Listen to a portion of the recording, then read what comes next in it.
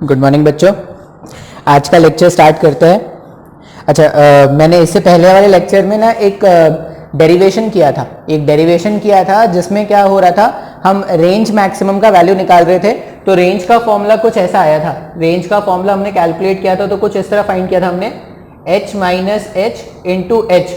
अब एक्चुअल में क्या हुआ था ना, यहाँ पे जब आप इसे पहले वाला ऊपर का टर्म देखोगे ना, तो ये एक्चुअल में ये 2 जो होना है वो बाहर होना है। तो वो एक कैलकुलेशन मिस्टेक हो गया था। बहुत सारे लोगों ने मेरे को पॉइंट आउट करके बताया भी कि सर यहाँ पे एक कैलकुलेशन मिस्टेक हो गया है। तो कभी कभी ऐसा एरर हो जाता है। Thank you for the correction. जिन लोग ने भी देखा, ये चलो एक बात से मेरे को इस बात से खुशी है कि हाँ भाई तुम लोग लेक्चर देख तो रहे हो। सब लोग नहीं देख रहे लेकिन कुछ लोग तो लेक्चर देख रहे।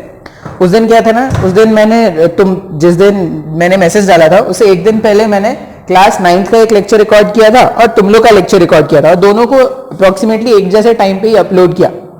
लेकिन मैंने ऐसा देखा कि 9th वाले बच्चे जो है वो ज्यादा उनके व्यूज आते हैं, और जो हमारे 11th वाले बच्चे हैं या जो 12th वाले होंगे उनके व्यूज नहीं आते।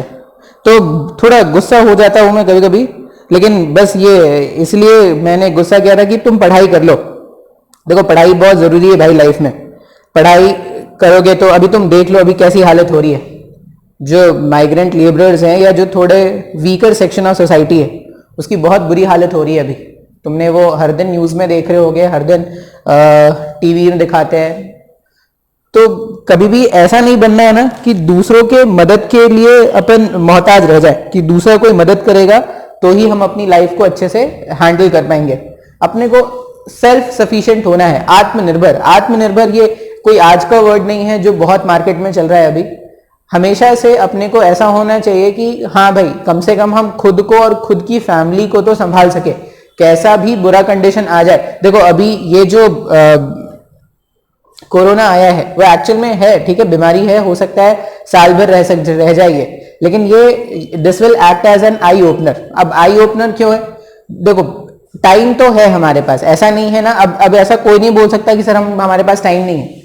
टाइम इसलिए है तुम्हारे पास क्योंकि तुमको अपने घर के क्या बोलते हो, घर के ईज में बैठ के तुमको क्या करना है, लेक्चर देखना है। कोई आने जाने का टेंशन नहीं, कोई टाइम का वेस्ट नहीं। घर में आप जहां पर हो वहां पे आपको आराम से बैठ के लेक्चर देखना है। और अगर तुम देखोगे तो नंबर ऑफ लेक्चर्स भी हमने कम कर दिए हैं भाई। ऐसा नहीं कि हम कुछ भी नंबर ऑफ लेक्चर्स अपलोड कर रहे हैं। वीक में फिजिक्स के हार्डली 3 से 4 लेक्चर होते हैं, और मैक्सिमम जो लेक्चर का लेंथ होता है वो 1 घंटे का होता है। 1 घंटा, उससे ज्यादा लेक्चर का लेंथ कभी नहीं होता। तो अगर देखोगे तो हमने लेक्चर के लेंथ को भी कम कर दिया। तुम एक दिन के 1.5 घंटे की क्लास करते थे भाई फिजिक्स की, लेक्चर के लेंथ को भी हमने कम कर दिया है, प्लस नंबर ऑफ लेक्चर्स भी हमने कम कर दिए हैं। देखो बहुत बार वो जो लॉकडाउन से पहले हमने क्या किया था, एक दिन में फिजिक्स के 2 लेक्चर्स होते थे, तो उस समय तुम पढ़ लेते थे। और अभी जब तुमको मौका मिला है, मौका इसीलिए मिला है ना क्योंकि अभी तुम्हारे पास टाइम ऐसा है कि तुम एक तो नई चीजों को पढ़ सकते हो दोबारा, और जो पुरानी चीजें हैं जो छूट गई हैं उनको भी तुम रिवाइज कर सकते हो। देखो अगर तुम स्टार्टिंग में लॉकडाउन था, स्टार्टिंग में अपने को एडजस्ट होने में टाइम लग रहा था, लेकिन अब बहुत ज्यादा टाइम हो गया। और एक बात की तो गारंटी है कि जैसे अभी लॉकडाउन 4 खत्म होने वाला है, लॉकडाउन 5 आएगा, 6 आएगा, शायद मिड जुलाई में या अगस्त के स्टार्टिंग में शायद स्टार्ट हो जाए, लेकिन वो भी अभी कोई श्योरिटी नहीं है कि कुछ स्टार्ट हो पाएगा। तो अपने को पूरे साल ऐसे ही पढ़ना है, पूरे साल ऐसे ही पढ़ना है। और पता है क्या होगा, जैसे ही ये लॉकडाउन खुलेगा ना, गवर्नमेंट हैपेजर्डली में जल्दी में बोलेगी कि हाँ एग्जाम कंडक्ट कराओ। गवर्नमेंट को भी तो टेंशन होता है ना, गवर्नमेंट जल्दी बोलेगी एग्जाम कंडक्ट कराओ, तो उस समय ना ही तुमको रिवाइज करने का टाइम मिलेगा, ना ही तुमको नई कुछ टॉपिक पढ़ने का टाइम मिलेगा। तो इसीलिए बोल रहा हूं कि जितना टाइम अभी मिल रहा है ना उसको यूटिलाइज करो पढ़ाई करने में। और इतना कोई ज्यादा तो नहीं हो रहा है यार, एक दिन में हार्डली 2 लेक्चर होते होंगे। एक दिन में अगर हार्डली 2 लेक्चर हो रहे हैं, मतलब 2 घंटे का लेक्चर है, 2 घंटे का लेक्चर है, तो मैक्स टू मैक्स तुमको पूरे अच्छे से प्रॉपर देखने में 3 घंटे लग सकते हैं। तो 3 घंटे में तुम्हारा जो लेक्चर वाला काम है वो खत्म हो गया। जो इंस्टीट्यूशन में तुम 6 से 7 घंटे रहते थे वो तुम्हारे 3 घंटे में वो काम खत्म हो गया है।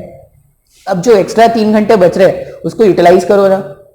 तुम अगर उसको यूटिलाइज नहीं कर रहे तो तुम खुद को बहुत ज्यादा पीछे लेके जा रहे हो। देखो ऐसा तो है नहीं ना कि ये कोरोना जो है वो कभी एंड नहीं होगा, कोरोना एंड होगा, और जैसे ही एंड होगा ना उसमें बहुत भयंकर सिचुएशन आने वाला है। भयंकर सिचुएशन इसलिए आने वाला है क्योंकि अभी ही देखो कितने लोगों की जॉब चली गई, अभी ही कितने लोगों की जॉब चली गई है। आगे कितने लोगों की जाने वाली है इसकी कोई गारंटी नहीं, कितने लोग आगे टिक पाएंगे, काम कर पाएंगे, इसकी कोई गारंटी नहीं है। तो मुश्किल टाइम आने वाला है। अब उस मुश्किल टाइम में अगर देखो तुम्हारे ही किसी रिलेटिव का अगर जॉब चला जाएगा ना, तो ऐसा नहीं कि तुमको प्रॉब्लम नहीं होगा, तुमको भी प्रॉब्लम होगा भाई। घर में क्या होता है, अगर जॉब है, पैसे आ रहे हैं, तो एक अलग माहौल होता है, खुशी होती है, ठीक है, अपने को लगता है कि नहीं चीजें अपने कंट्रोल में। लेकिन अगर वैसे ही थोड़ा एडवर्स कंडीशन होना स्टार्ट हो जाता है ना, तो वो हर किसी को इफेक्ट करता है। मान लो फैमिली में किसी एक बंदे का जॉब चला गया, तो ऐसा नहीं कि तुम उसमें एकदम अनअफेक्टेड हो गए, तुमको भी वो इफेक्ट करेगा। बात समझ में आ रहा है? तो उस तरह के सिचुएशन आने वाले हैं आगे फ्यूचर में, तो हमको उससे भी बचना है, उससे भी बचना है। और बेस्ट तरीका यही होगा कि हम अपने काम में इतना ज्यादा उलझे रहे ना कि बाकी दुनिया में क्या चल रहा है वो कम से कम हमें अफेक्ट कर पाए। ठीक है, हमें मौका मिला है तो हम क्या कर लेते हैं, पढ़ लेते हैं। बहुत लोग ऐसे हैं जो अभी नहीं पढ़ पा रहे। चलो स्टार्ट करते हैं। ठीक है, ये भाषण देना मेरे को सीरियसली मैं बोलूं तो मेरी बस की बात नहीं है, मेरे को नहीं अच्छा लगता भाषण वगैरह देना। मैं बस इतना चाहता हूं ना, तुम कुछ भी करो यार, तुम कुछ भी करो अपने लाइफ में। तुमको लगता है कि तुमको घंटे भर मीम्स बनाने हैं, तुम मीम्स बनाओ। तुमको लगता है मेरे को टिकटॉक में वीडियोस अपलोड करने, तुम करो। तुमको लगता है यूट्यूब में वीडियो बनाना है, तुम करो। तुमको लगता है कि तुमको कुछ अलग ही करना है, तुम दिन भर लूडो खेलना चाहते हो, तुम दिन भर पबजी खेलना चाहते हो, तुमको जो मन करता है ना वो करो, लेकिन पढ़ाई के लिए टाइम जरूर निकालो। ये सब करना है लेकिन पढ़ाई के बाद। ठीक है, मतलब दिन के 24 घंटे होते हैं भाई, और 24 घंटे बहुत ज्यादा होते हैं। 24 घंटे बहुत ज्यादा होते हैं अगर ढंग से यूटिलाइज किया गया तो। तुम ढंग से यूटिलाइज करो, ढंग से यूटिलाइज नहीं कर रहे हो ना, इसलिए क्या हो रहा है, तुम ना इधर के रह पा रहे हो ना इधर के रह पा रहे हो, ना तुम अपना शौक ढंग से पूरा कर पा रहे हो, ना जो तुम्हारा डेली का काम है वो तुम पूरा कर पा रहे हो। एक मैंने हमेशा बोला है, एक बैलेंस होना बहुत जरूरी है। और अभी से अगर आप बैलेंस मेंटेन करना सीखोगे तो आगे लाइफ में क्या होगा, तुमको ज्यादा प्रॉब्लम नहीं होगी। ठीक है, चलो अपना लेक्चर स्टार्ट करते हैं हम। लेक्चर में हम क्या करने वाले हैं, आज हम स्टार्ट करने वाले हैं एक नया टॉपिक जिसका नाम क्या है, विस्कोसिटी। मतलब फ्लूइड में हमने क्या कर लिया है, दो टॉपिक हमने खत्म कर लिया। एक तो हाइड्रोस्टैटिक हमने खत्म कर लिया, और इससे पहले वाले लेक्चर में हाइड्रोडायनेमिक्स मैंने खत्म कर दिया। अब हाइड्रोडायनेमिक्स मतलब बर्नौलीज प्रिंसिपल। हाइड्रोडायनेमिक्स के जब भी क्वेश्चन आएंगे आपको बर्नौलीज प्रिंसिपल लिखना है। इसके अलावा आपको एक इक्वेशन ऑफ कंटिन्यूटी जाननी होती है। ये दो इक्वेशन अगर आपको पता है तो आप बर्नौलीज इक्वेशन यूज करके हाइड्रोडायनेमिक्स के कोई भी क्वेश्चन सॉल्व कर सकते हो। आज हम क्या करने वाले हैं, रियल फ्लूइड। अभी तक हम जो फ्लूइड पढ़ते थे ना वो आइडियल फ्लूइड होता था। आइडियल फ्लूइड होता था, इसका मतलब क्या है, फ्लूइड में कोई फ्रिक्शन नहीं होता था। अब हम क्या करने वाले हैं, आज के लेक्चर में हम रियल फ्लूइड के बारे में बात करेंगे। अब रियल फ्लूइड के पास एक प्रॉपर्टी होता है जिसको हम क्या बोलते हैं, विस्कोसिटी। वेलोसिटी नहीं है ये, ठीक है, ये क्या है, विस्कोसिटी। रियल फ्लूइड जो होगा मतलब सच में फ्लूइड, सच का जो फ्लूइड है। जैसे रियल गैस तुमने केमिस्ट्री में पढ़ा होगा ना, वैसे ही यहां पे थोड़ा बहुत हम बताएंगे आपको रियल फ्लूइड के बारे में। तो ये जो रियल फ्लूइड है उसके पास एक प्रॉपर्टी होती है विस्कोसिटी, जो हमें आज के लेक्चर में सीखना है। अब ये विस्कोसिटी होता क्या है, तो एक एग्जांपल से इसको देखते हैं। एग्जांपल क्या है, हमने वो एक एग्जांपल किया था क्या, हाइड्रोस्टैटिक में एक कंटेनर लिया था और उसमें ऐसे ऐसे क्या करते थे, ऐसे ऐसे उसमें झाग बनाते थे। मतलब जब कपड़े धोने होते थे तो अपन क्या करते हैं, बकेट में पानी लेते हैं, सर्फ डालते हैं, 2 बूंदों वाला उजाला, और फिर उसको ऐसे ऐसे स्टीयर करते हैं। अब स्टीयर करके ऐसे जब उसको रिलीज करते हैं तो वो क्या करता है, वो स्टीयर करता रहता है क्या। तुमने उसको एक बार ऐसे स्टीयर करके, सुबह स्टीयर करके छोड़ दिया था, वो रात भर ऐसे घूम ही रहा है, ऐसा हो रहा है क्या, वो शक्तिमान बन गया है, घूम ही रहा है, ऐसा तो नहीं हो रहा है ना।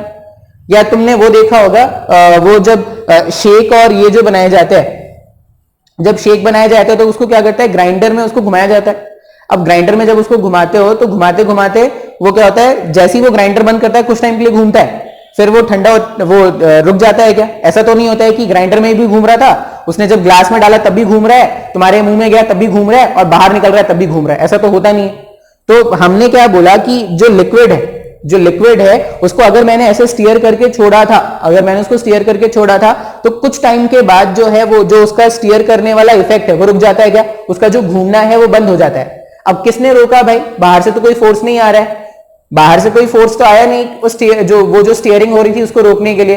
तो फिर ये स्टीयरिंग जो हो रही थी उसको किसने रोका, उसको रोका फ्लूइड के एक इंटरनल प्रॉपर्टी ने, जिसका नाम क्या होता है, विस्कोसिटी। बात समझ में आ रहा है क्या। अच्छा, और एक एग्जांपल बताता हूं विस्कोसिटी का। विस्कोसिटी का और एक एग्जांपल क्या है, आप क्या करना है, एक फनल ले लेना, ऐसा फनल जानते हैं ना, ऐसा क्या कर देना, एक फनल ले लेना, केमिस्ट्री के लैब में तुमको मिलेगा इस तरह का फनल। अब ये जो फनल है ना, फनल में क्या करते हैं, दो लिक्विड डालना स्टार्ट कर देते हैं। मान लो एक तरफ डाल रहे हैं, इधर डाल रहे हैं पानी, ये कौन सा पानी, लाल पानी मैंने डाला है, पानी है, लिक्विड है, ठीक है। और इधर मैं डाल रहा हूं हनी, अभी पता नहीं ये कौन सी हनी है, लेकिन ये जो हनी है वो ग्रीन इन कलर से मैं यहां पे आपको दिखा रहा हूं। अब जैसे ही आप यहाँ पे एक ड्रॉप पानी का डालोगे और एक ड्रॉप हनी का डालोगे, आप क्या देखोगे ना कि जैसे ही तुमने लिक्विड पानी के ड्रॉप को डाला, ये पानी तुरंत में यहाँ पे गिर के ऐसे नीचे आ जाता है। लेकिन ये जो हनी है ना, ये एकदम आराम से टाइम लेके मस्ती से आ रहा है, एकदम आराम से आ रहा है। तो ये क्या करता है, ये आराम से गिरता है और इसको जल्दबाजी है, पता नहीं किस बात की जल्दबाजी है, लेकिन ये क्या करेगा, बहुत ही जल्दी नीचे गिर जाता है। अब ऐसा क्या चेंज हो गया दोनों लिक्विड में कि एक जो है वो बहुत ही आराम से नीचे गिर रहा है और दूसरा जो है वो जल्दबाजी में नीचे गिर रहा है। रिकॉर्ड हो रहा है, हाँ रिकॉर्ड हो रहा है। अब इसको भी समझने के लिए हम क्या करेंगे, फिर से ये सब रिलेट करने वाले हैं विस्कोसिटी से। अच्छा, और अगर तुम एग्जांपल बोलोगे सर विस्कोसिटी का और एग्जांपल क्या है, तो आप ऐसा समझो कि एक कंटेनर है, ठीक है, एक कंटेनर है, ऐसा समझ लेते हैं कि ऐसा कंटेनर है और यहां पर क्या होता है, बॉल बियरिंग समझते हैं क्या, बॉल बियरिंग, वो जो छर्रे होते हैं, छोटे छोटे गोल गोल छर्रे होते हैं स्टील वाले, ऐसे ऐसे राउंड राउंड बॉल्स टाइप के होते हैं ना, उनको बोलते हैं छर्रे, या उनको वो जो स्टील बॉल्स होते हैं। मान लो यहाँ पे वाटर होता तो वो जो छर्रे होते हैं वो जैसी ड्रॉप करोगे टपक सा नीचे गिर जाता है, पानी के अंदर तुरंत चला जाता है। लेकिन अगर ये वाटर नहीं होके हनी होता तो आप देखते हो वो छर्रे जो है ना एकदम आराम से नीचे नीचे गिर रहे हैं। बात समझ में आ रहा है? इसका मतलब वाटर और हनी दोनों जो लिक्विड है उनके बेसिक प्रॉपर्टीज में कुछ तो डिफरेंस है, तभी तो उनका जो इफेक्ट दिख रहा है वो अलग अलग दिख रहा है ना। तो ये जो इफेक्ट होगा उसी को आज हम पढ़ने वाले हैं, जिसको हम क्या बोलेंगे, विस्कोसिटी। तो आई होप ये सारे एग्जांपल्स तुमने देखे होंगे अपने डे टू डे लाइफ में। अब इन एग्जांपल्स का जो रूट कॉज है विस्कोसिटी, वो अपने को समझना है। तो विस्कोसिटी स्टार्ट करने से पहले एक और अगर मैं एग्जांपल बता, तुमने वो देखा है क्या, लिक्विड पानी जब फ्लोर पे अपन डालते हैं, पानी ये डाला फ्लोर पे, ठीक है, धुलने के लिए डाल दिया पानी को, तो पानी को जब फ्लोर पे डालते हैं तो पानी क्या करती है, पानी आगे भी जा रही है और अपना एक मार्क भी छोड़ के जाती है क्या पीछे। जैसे मान लो ये सरफेस है और यहां पे अपन ने वाटर का ऐसे ड्रॉपलेट डाल दिया, तो जब ये पानी आगे मूव करती है तो क्या होता है, यहां पे भी कुछ वाटर रिटेन कर जाता है और कुछ वाटर ऐसे आगे बढ़ जाता है क्या, ऐसा ही कुछ होता है ना। बात समझ में आ रहा है? अच्छा, अब इसी को हमें क्या करना है, यूज करना है विस्कोसिटी समझने के लिए।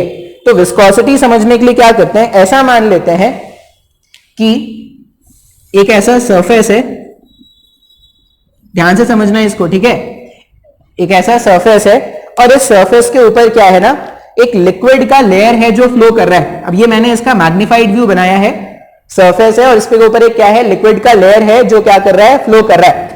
अब ये लिक्विड को मैंने क्या किया है, ऐसे स्ट्रीम लाइंस में डिवाइड कर देते हैं, ये लिक्विड के कुछ अलग अलग पार्टिकल्स के स्ट्रीम लाइंस है, ठीक है। अच्छा, अभी यहां पे एक्चुअल में होता क्या है, मैं वेलोसिटी वाला टर्म बनाने वाला हूं। वेलोसिटी बनाने वाला इसका मतलब क्या है, वो जो लिक्विड का लेयर होगा, लिक्विड का वो लेयर जो सरफेस के कांटेक्ट में है, लिक्विड का वो लेयर जो सरफेस के कांटेक्ट में है, उसका वेलोसिटी जीरो होता है क्या?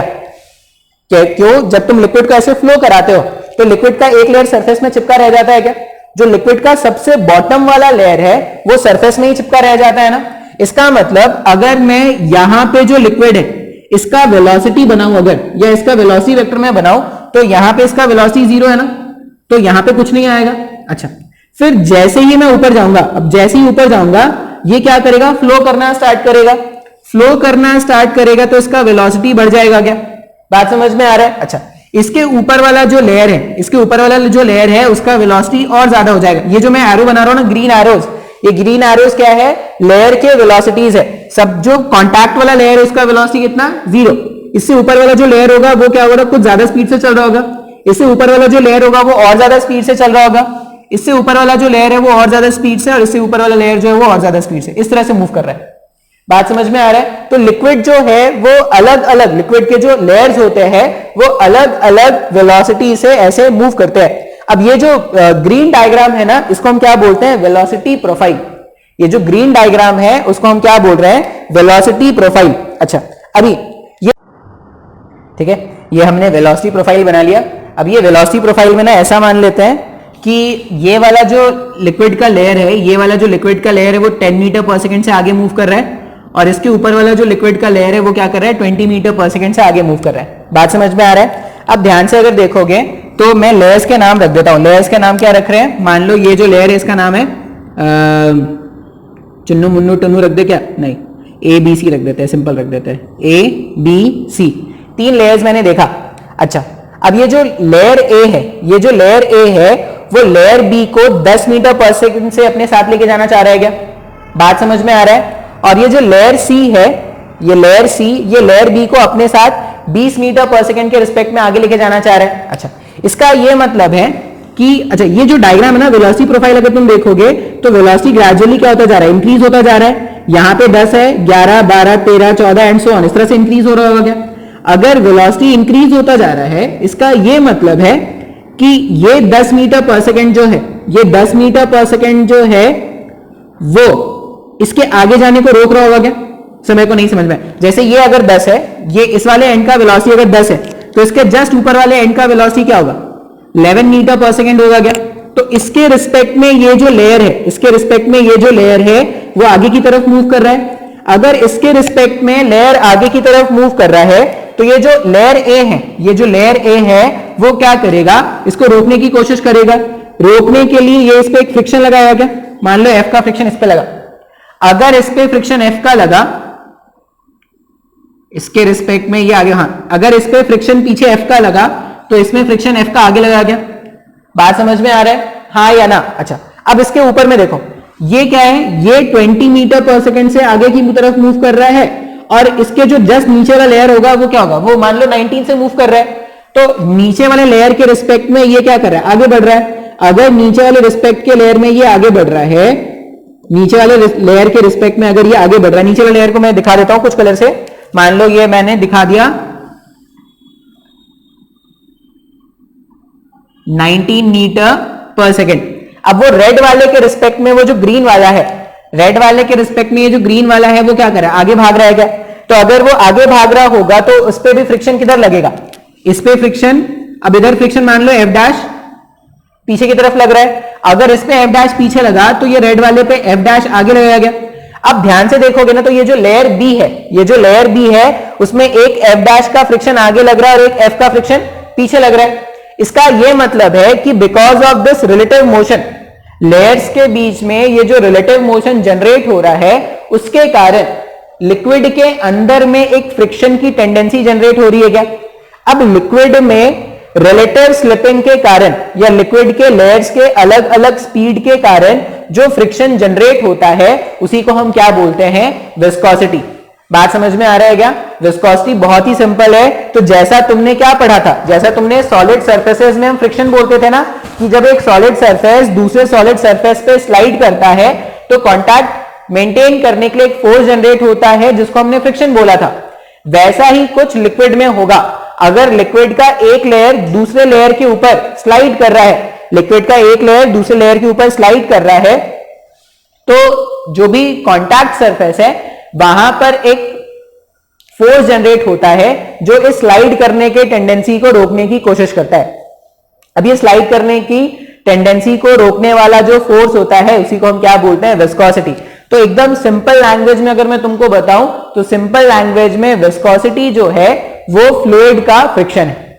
जैसे वहां पर सॉलिड सॉलिड सरफेसेस में फ्रिक्शन होता था, फ्लूइड और सॉलिड सरफेस में या फ्लूइड फ्लूइड सरफेस में क्या होगा? विस्कोसिटी होगा। आई होप ये तुमको समझ में आया है। सिंपल सा ये समझना, बी के ऊपर का जो लेयर है वो ज्यादा स्पीड से लेके जाना चाह रहा है, बी का जो नीचे का लेयर है वो कम स्पीड से लेके जाना चाह रहा है। तो ये ए और बी के बीच में भी रिलेटिव स्लिपिंग है और सी और बी के भी बीच में रिलेटिव स्लिपिंग है। तो रिलेटिव स्लिपिंग के कारण लिक्विड में एक फोर्स जनरेट होगा जिसको हम क्या बोलेंगे? विस्कोसिटी। बात समझ में आ रहा है क्या? हाँ या ना? तो हमने क्या बता दिया कि जब भी दो लिक्विड सरफेसेस के बीच में जब भी दो लिक्विड सरफेसेस के बीच में स्लाइड होने की टेंडेंसी होती है तो एक फोर्स जनरेट होगा जिसको हम क्या बोलेंगे, विस्कोसिटी फोर्स। ये इसका डेफिनेशन है जो हमें क्या करना है, याद रखना है। अच्छा, अभी ये जो विस्कोसिटी है, ये जो विस्कोसिटी वाला टर्म है, इसको फाइंड इसमें जो भी फॉर्मूला है या जो भी इसका न्यूमेरिकल एक्सप्रेशन है उसको फाइंड किया था हमारे पूजनीय न्यूटन साहब ने। ठीक है, मेरे को पता होगा, मेरे को पता है तुम्हारे मन में उनके लिए अपार श्रद्धा है। तो न्यूटन भाई साहब की आत्मा की क्या बोले उनको खुश करने के लिए उनके नाम पे अपन क्या करते हैं, विस्कोसिटी में पढ़ते हैं। न्यूटन्स लॉ नहीं बोलेंगे इसको क्या बोलते हैं, न्यूटन फॉर्मूला बोलते हैं, न्यूटन्स फॉर्मूला। विस्कोसिटी में हम क्या पढ़ने वाले हैं, न्यूटन्स फॉर्मूला। सिंपल सा फॉर्मूला है, इसी फॉर्मूले पे अपन चैप्टर स्टार्ट भी करेंगे और इसी पे खत्म भी हो जाएगा, न्यूटन्स फॉर्मूला। अब न्यूटन्स फॉर्मूला के लिए क्या करते हैं, ऐसा समझ लो कि मेरे पास दो प्लेट्स हैं, ये नीचे एक प्लेट है और इसके ऊपर एक प्लेट और है। प्लेट का मतलब क्या है ना, इसको मैं ऐसे बाहर निकालूंगा तो ये पूरा प्लेट बन के बाहर निकल जाएगा, रेक्टेंगुलर शीट बन के बाहर निकल जाएगा। इसके ऊपर भी एक रेक्टेंगुलर शीट है जो क्या हो जाएगा, बाहर निकल जाएगा। ठीक है, अच्छा, अभी इन दोनों प्लेट्स के बीच में मान लो कुछ तो गैप है, सेपरेशन जो है वो कितना है, स्मॉल डी का सेपरेशन है। अब ये विस्कोसिटी फोर्स को सबसे पहले न्यूटन ने ही फाइंड किया था तो उनके नाम पे ही फॉर्मूला है। और ऐसा मान लेते हैं कि ये जो बॉटम वाला प्लेट है इसका वेलोसिटी जो है वो क्या है, 0 है, और ये जो है वो कुछ तो कैपिटल V वेलोसिटी से आगे की तरफ मूव कर रहा है। बात समझ में आ रहा है, हमें न्यूटन फॉर्मूला डिराइव करना है और न्यूटन फॉर्मूला डिराइव करने के लिए हमने दो प्लेट्स अज्यूम कर लिए। जो बॉटम वाला प्लेट है उसका वेलोसिटी 0 है, दोनों प्लेट्स के बीच का सेपरेशन स्मॉल d रखा है, और जो सबसे ऊपर प्लेट है वो क्या कर रहा है, v स्पीड से मूव कर रहा है। और ये इनके बीच में एक ऐसा फ्लूइड है जिसको हमने क्या कर दिया है, लेयर्स में ऐसे डिवाइड करके रख दिया है। बात समझ में आ रहा है। अच्छा, अभी लिक्विड का वो लेयर जो सरफेस के कांटेक्ट में है, उसका वेलोसिटी क्या होगा, 0 होगा। क्या, मैं यहां पे वेलोसिटी प्रोफाइल बना रहा हूं, इसका वेलोसिटी 0, इससे जैसे ऊपर जाएंगे वेलोसिटी बढ़ गया, और ऊपर गए वेलोसिटी बढ़ गया, और ऊपर जाओगे वेलोसिटी बढ़ गया, सो ऑन बढ़ गया, इस तरह से वेलोसिटी बढ़ता जा रहा है क्या, हाँ या ना। तो जो सबसे ऊपर वाला लेयर होगा ना, जो इसके कांटेक्ट में होगा, उसका वेलोसिटी उतना ही होगा जो ऊपर वाले स्लाइडिंग रेक्टेंगुलर प्लेट का है। मतलब रेक्टेंगुलर प्लेट, जो ऊपर वाला रेक्टेंगुलर प्लेट है उसका जितना वेलोसिटी होगा उसके कांटेक्ट में जो फ्लूइड है उसका भी वेलोसिटी उतना ही होने वाला है। बॉटम में जो हमारे पास फ्लूइड है उसका वेलोसिटी उतना ही होगा जितना हमारे पास बॉटम वाला जो क्या बोलते हैं रेक्टेंगुलर शीट है उसका वेलोसिटी। बात समझ में आ रहा है। तो हम क्या देख रहे हैं कि ये जो वेलोसिटी, ये जो मैंने ग्रीन से बनाया है वो एक्चुअली में क्या है, वेलोसिटी है, लेयर्स के वेलोसिटी है। तो हमने ये देखा कि वेलोसिटी जो है वो ग्रेजुअली इंक्रीज होता जा रहा है। क्या, जब मैं बॉटम से ऊपर की तरफ जा रहा हूं तो वेलोसिटी ग्रेजुअली इंक्रीज होता जा रहा है और फाइनली कितना आ जाएगा, कैपिटल V के बराबर आ जाएगा। अच्छा, अभी ऐसा मानते हैं कि कुछ तो y डिस्टेंस ऊपर जाके जो ये जो एलिमेंट है, मान लो इसका स्पीड है स्मॉल v, बॉटम से कुछ तो y डिस्टेंस ऊपर गए तो उसका जो हमें लेयर मिला लिक्विड का, उसका जो स्पीड है वो कितना है, v। अच्छा, फिर जब और dy लेंथ ऊपर जाएंगे, एक्स्ट्रा और ऊपर जाएंगे तो वेलोसिटी भी इंक्रीज हो जाएगा। ऐसा मान लो वेलोसिटी इंक्रीज हो गया और कितना मिल रहा है, v प्लस dv। ठीक है, जब बॉटम से y हाइट पर है तो वेलोसिटी जो लेयर का मिला वो कितना है, v। जब बॉटम से y प्लस dy लेंथ पर है तो वेलोसिटी कितना मिल रहा है, v प्लस dv। यही तो वेलोसिटी प्रोफाइल है, ऐसा होता भी है। अच्छा, अब न्यूटन ने एक्सपेरिमेंट करके देखा, जो न्यूटन हमारे साइंटिस्ट थे उन्होंने क्या देखा कि ये जो फोर्स है वो डायरेक्टली प्रोपोर्शनल है एरिया ऑफ प्लेट के। मतलब कहीं पर भी अगर मेरे को विस्कोसिटी फोर्स कैलकुलेट करना है, तो ये जो विस्कोसिटी फोर्स है वो डिपेंड कर रहा है कि लिक्विड सरफेसेस, ये हर एक लिक्विड को अगर मैं बाहर निकालूंगा तो एक ए एरिया कॉन्टैक्ट का फॉर्म करेगा। तो उन्होंने क्या बोला कि जितना ज्यादा कॉन्टैक्ट एरिया होगा ना उतना ज्यादा विस्कोसिटी फोर्स डेवलप होने वाला है। ठीक है, न्यूटन ने ऐसा बोला कि अगर मैं एरिया, ये जो प्लेट्स के एरिया है, प्लेट्स के एरियाज को अगर मैं इंक्रीज कर दूं तो जो विस्कोसिटी फोर्स है वो भी क्या होता जा रहा है, इंक्रीज होता जा रहा है। अच्छा, दूसरा उन्होंने क्या देखा, ये जो फोर्स है, ये जो फोर्स है वो डायरेक्टली प्रोपोर्शनल हो रहा है rate of change of velocity, या वो डायरेक्टली प्रोपोर्शनल हो रहा है चेंज ऑफ वेलोसिटी पर चेंज इन लेंथ। उसने क्या देखा, ये जो फोर्स जनरेट हो रहा है वो चेंज ऑफ वेलोसिटी पर चेंज इन लेंथ पर भी डिपेंड कर रहा है। अब कोई भी फिजिकल क्वांटिटी जो चेंज ऑफ लेंथ पर डिपेंड करता है, इसको क्या बोलते हैं, ग्रेडियंट। ये ग्रेडियंट वाला वर्ड तुमको मैंने सिखाया था उस चैप्टर में, हीट एंड थर्मोडायनेमिक्स वाला जो चैप्टर था उसमें हमने टेम्परेचर ग्रेडियंट पे बात किया था। तो यहां पे क्या हो जाएगा, जैसे जैसे आप ऊपर मूव कर रहे हो, मतलब जैसे जैसे आप लेंथ में ऊपर जा रहे हो, वेलोसिटी चेंज होता जा रहा है क्या, तो जब भी लेंथ के अकॉर्डिंग कोई क्वांटिटी चेंज होता है उसको ग्रेडियंट बोलते हैं। तो न्यूटन ने क्या बोला कि ये जो विस्कस फोर्स है, ठीक है, Fv, ये जो विस्कस फोर्स है वो डायरेक्टली प्रोपोर्शनल है वेलोसिटी ग्रेडियंट के। बात समझ में आ रहा है क्या, जो भी हमारा विस्कस फोर्स है वो डायरेक्टली प्रोपोर्शनल है वेलोसिटी ग्रेडियंट के। अब इनको कंबाइन कर देते हैं, इनको अगर कंबाइन कर दिया जाए तो जो विस्कस फोर्स जनरेट हो रहा है वो क्या हो जाए, अच्छा कुछ एक कांस्टेंट लगाना पड़ेगा ना प्रोपोर्शनैलिटी साइन को रिमूव करने के लिए, तो यहां पे लिखेंगे ईटा ए डीवी अपॉन डी वाई। और ये जो कांस्टेंट जो हम यहां पे मल्टीप्लाई करने वाले हैं या जो यूज करने वाले हैं उस कांस्टेंट को हम बोलते हैं कोफिशिएंट ऑफ विस्कोसिटी। ये फॉर्मूला जब यूनिट एंड डायमेंशन पढ़ाया था तब भी ये फॉर्मूला मैंने तुमको बताया था। बात समझ में आ रहा है क्या, तो ये फॉर्मूला कहां से आया, कैसे आया, वो अपने को नहीं सोचना, हमें क्या करना है, ये फॉर्मूला याद रखना है। न्यूटन ने एक्सपेरिमेंट किया था, एक्सपेरिमेंट करने के बाद ये फॉर्मूला उसने फाइंड किया। अपने को सिंपल याद रखना है कि जब भी विस्कोसिटी फोर्स कैलकुलेट करेंगे तो वहां पे क्या हो जाएगा, ईटा ए डीवी अपॉन डीवाई होना चाहिए। अब ये ईटा क्या है, ये जो कांस्टेंट यहां पे यूज कर रहे हैं वो एक्चुअल में अगर आप सोचोगे तो अगर मैं दो अलग अलग लिक्विड्स ले लूं, एक एग्जांपल लेते हैं कि मैंने वाटर ले लिया और मैंने हनी ले लिया, मैंने दो अलग अलग लिक्विड ले लिया और दोनों को same area of cross section वाले प्लेट्स के बीच में रखा है। अगर दोनों को same area of cross section वाले प्लेट्स में रखा है और मान लो सेम चेंज ऑफ लेंथ में वेलोसिटी का जो चेंज हो रहा है वो भी सेम है, मतलब यहां से 10 सेंटीमीटर पे ये मान लो 10 मीटर पर सेकंड था और जब हनी लेंगे तो यहां भी 10 सेंटीमीटर में ये 10 मीटर पर सेकंड है, तो डीवी अपॉन डीवाई भी सेम होगा। तो जो फोर्स ऑफ विस्कोसिटी होगा वो सेम होगा क्या, नहीं, फोर्स ऑफ विस्कोसिटी अलग अलग होगा अलग अलग लिक्विड के लिए। तो वो कैसे चेंज हो जाएगा, तो वो चेंज हो जाएगा इस फैक्टर से। तो ये जो ईटा है वो एक्चुअल में क्या है, कौन सा लिक्विड यूज हो रहा है उस लिक्विड की विस्कोसिटी होती है। बात समझ में आया है क्या, तो हमें क्या करना है, सिंपल सा विस्कोसिटी में, विस्कोसिटी होता क्या है, एकदम सिंपल सा लेमैन्स लैंग्वेज में विस्कोसिटी है जब भी लिक्विड के दो लेयर आपस में स्लाइड करने की टेंडेंसी रखते हैं तो लिक्विड में एक फोर्स जनरेट होता है जिसको फोर्स ऑफ विस्कोसिटी कहते हैं। अच्छा, फोर्स ऑफ विस्कोसिटी किस किस बातों पे डिपेंड करता है, ये फोर्स ऑफ विस्कोसिटी डिपेंड करता है कि फ्लूइड का जो सरफेस है, फ्लूइड का जो सरफेस है उसका एरिया कितना है। जैसे इस वाले केस में जो प्लेट का एरिया होगा वही तो फ्लूइड के सरफेस का भी एरिया होगा।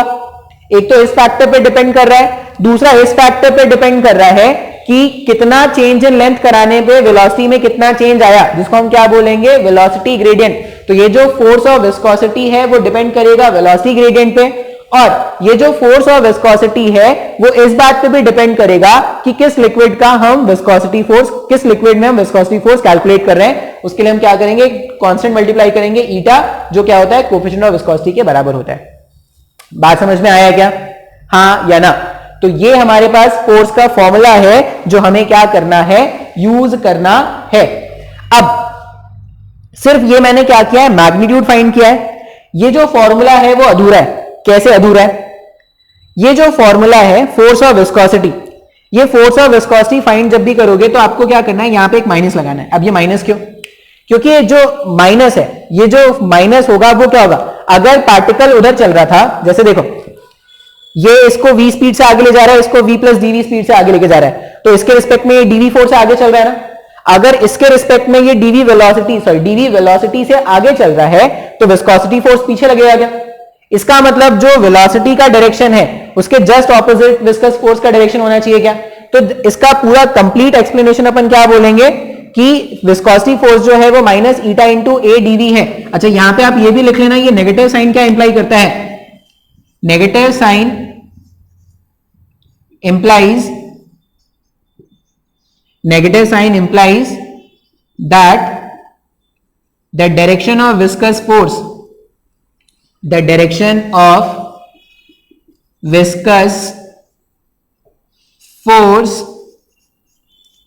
is opposite to flow velocity। ठीक है, जो भी फ्लो वेलोसिटी होगा उसके ऑपोजिट डायरेक्शन में विस्कस फोर्स लगता है, इसलिए यहां पे क्या होता है, एक माइनस साइन आता है। तो ये हमारे पास न्यूटन का फॉर्मूला है। अच्छा, अब ये जो विस्कोसिटी है ना, ये विस्कोसिटी वाला टर्म, ये जो कोफिशिएंट ऑफ विस्कोसिटी है, इसे स्कूल कॉलेजेस में क्वेश्चन पूछे जाते हैं। कैसे क्वेश्चन पूछे जाते हैं? एक तो इसका डायमेंशन बहुत बार पूछा गया एग्जाम में। ये जो कोफिशिएंट ऑफ विस्कोसिटी है, ये डायमेंशन वाले चैप्टर के लिए बहुत ज्यादा इंपॉर्टेंट होता है। बार बार उसके डायमेंशन पे क्वेश्चन पूछे जाते हैं, कोफिशिएंट ऑफ विस्कोसिटी पे, और इसके यूनिट पर भी बहुत क्वेश्चंस आते हैं। तो हम क्या कर लेते हैं, कोफिशिएंट ऑफ विस्कोसिटी जो है, ये कोफिशिएंट ऑफ विस्कोसिटी क्या है? लिक्विड की प्रॉपर्टी है। जिस लिक्विड के बारे में बात कर रहे होंगे उसकी ये क्या होगी? प्रॉपर्टी होगी। अच्छा, अब अपने को क्या करना है, इसका यूनिट और डायमेंशन फाइंड करना है। तो अगर मैं सिर्फ मैग्नीट्यूड लिखूं विस्कस फोर्स का, तो वो होगा eta times of A dv upon dy। अभी मैंने माइनस क्यों नहीं लिखा? क्योंकि मुझे सिर्फ मैग्नीट्यूड कैलकुलेट करना है। माइनस तो डायरेक्शन के लिए था ना, माइनस मुझे ये बता रहा था कि विस्कस फोर्स का डायरेक्शन किस तरफ है। रिकॉर्ड हो रहा है? हो रहा है रिकॉर्ड। तो फोर्स ऑफ विस्कोसिटी मेरे पास मैग्नीट्यूड जो है वो ईटा ए dv अपॉन dy है। अच्छा, यहां से मैं ऐसा लिख सकता हूं क्या, eta equals to fv into dy a dv, eta equals to fv into dy a dv।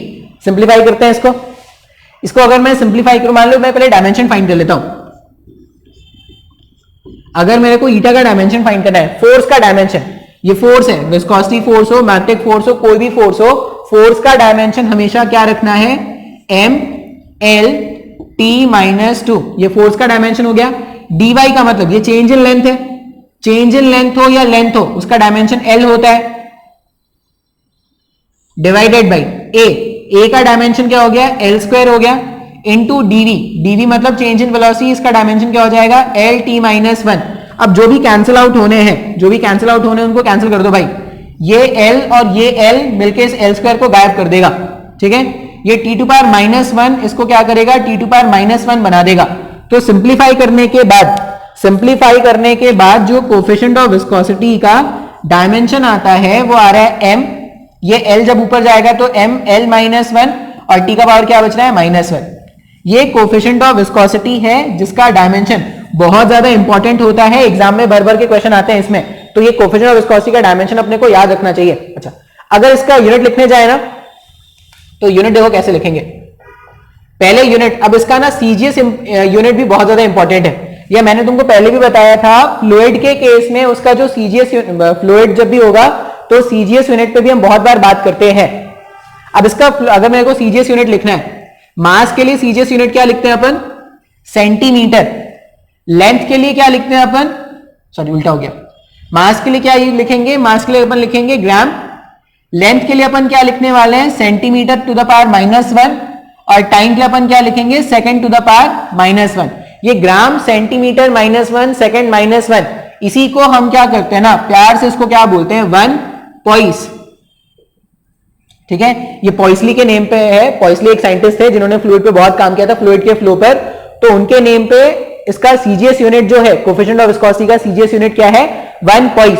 ठीक है, अच्छा, अब इसका जो एसआई यूनिट है, अगर मैं इसका एसआई यूनिट लिखूं तो एसआई यूनिट क्या करेंगे? मास के प्लेस में लिख देंगे केजी, सेंटीमीटर के प्लेस में हो जाएगा मीटर इनवर्स, और ये क्या हो जाएगा? Second inverse. इसी को, इसको प्यार से क्या बोलते हैं? 1 डेका पॉइस। अब ये जो 1 डेका पॉइस है और ये जो पॉइस है, ये डेका 10 के लिए यूज होता है क्या? डेका केमिस्ट्री में पढ़ा होगा, डेका। ये जो डेका 10 के लिए है, तो ये जो 1 डेका पॉइस है और ये जो 1 पॉइस है, उसमें रिलेशन फाइंड करना है। अच्छा, रिलेशन फाइंड करना हमको आता है। ये डायमेंशन का एक एप्लीकेशन था कि दो रिलेशंस के, मतलब दो यूनिट्स के बीच में कैसे रिलेशन फाइंड करते थे। ध्यान से देखते हैं, ये जो मेरे पास 1 डेकापॉइस है, 1 डेकापॉइस इक्वल्स टू क्या है 1 kg इंटू मीटर इनवर्स, मतलब मीटर नीचे चला गया ना, सेकंड इनवर्स मतलब सेकंड भी क्या हो गया नीचे चला गया, ऐसे लिख सकते हैं। अच्छा 1 kg का मतलब होता है 1000 ग्राम, मीटर का मतलब होता है 100 सेंटीमीटर, और सेकंड को सेकंड ही रहने देते हैं, 1 2 1 2, ये कैंसिल हो गया क्या, तो ये आ रहा है 10 gram centimetre inverse second inverse, यही तो पॉइस है ना। अगर ये पॉइस है इसका मतलब रिलेशन जो अपने को याद रखना है 1 डेकापॉइस इक्वल्स टू 10 पॉइस, ठीक है, ये हमारा रिलेशन है। अब ये सब ये स्कूल कॉलेज के एग्जाम के लिए पूछते हैं, तो उसको आप क्या करोगे, नोट करके लिख लोगे। समझ में आया है क्या? इतना कोई मुश्किल है नहीं भाई, विस्कोसिटी बहुत ही आसान है, एक दो प्रॉब्लम करेंगे तुमको खुद ब खुद समझ में आ जाएगा। रब कर देगा इसको रब कर देते हैं। मेरे को क्वेश्चन लिखना पड़ेगा, मैं क्वेश्चन लिख दूंगा, क्वेश्चन लिखूंगा, थोड़ा पढ़ के बताऊंगा तो ज्यादा अच्छे समझ में आएगा। तो मैं स्क्रीन को थोड़ा पॉज कर रहा हूं अभी।